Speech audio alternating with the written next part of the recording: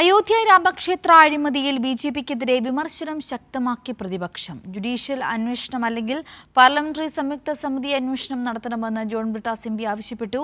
BJP അഴിമതിയുടെ പാർട്ടിയെന്ന് V Sivadasan MP വിമർശിച്ചു. അതേസമയം സംഭാവന നൽകിയവരുടെയും മൊഴിയെടുക്കുവാനാണ് SIT തീരുമാനം.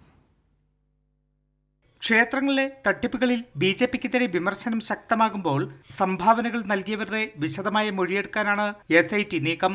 കാണാതായ 60 കിലോ വെള്ളിക്കട്ടി സംഭാവന നൽകിയ Indian bullion and jewellers association president Anurag രസ്തോഗിയുടെ മൊഴി ആദ്യം രേഖപ്പെടുത്തും.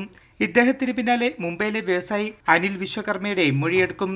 3 കിലോ വെള്ളിയാഭരണങ്ങളും പാദുകങ്ങളും വഴിപാടായി സമർപ്പിച്ച അനിൽ വിശ്വകർമ്മയ്ക്ക് രസീത് നൽകിയിരുന്നില്ല.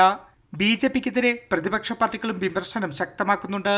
വിഷയത്തിൽ പാർലമെന്ററി സംയുക്ത സമിതിയുടെയോ അല്ലെങ്കിൽ ജുഡീഷ്യൽ അന്വേഷണത്തിലൂടെയോ മാത്രമേ ഭക്തർക്ക് നീതി ലഭിക്കുകയെന്ന് ജോൺ ബ്രിട്ടാസ് എംപി പറഞ്ഞു. വലിയ കൊള്ളയാണ് അവിടെ യഥാർത്ഥത്തിൽ നടന്നിരിക്കുന്നത്.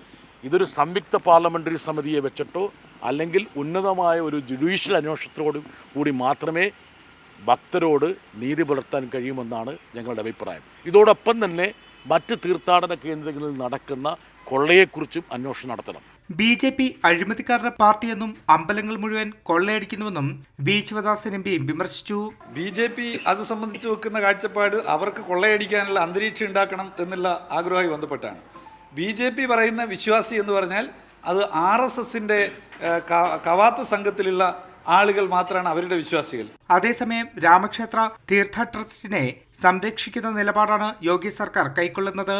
VHP നേതാവും ട്രസ്റ്റിന്റെ ജനറൽ സെക്രട്ടറിയുമായ ചമ്പത് റായ്ക്കെതിരെ ഇതുവരെ ഒരു നടപടി പോലും സ്വീകരിച്ചിട്ടില്ല.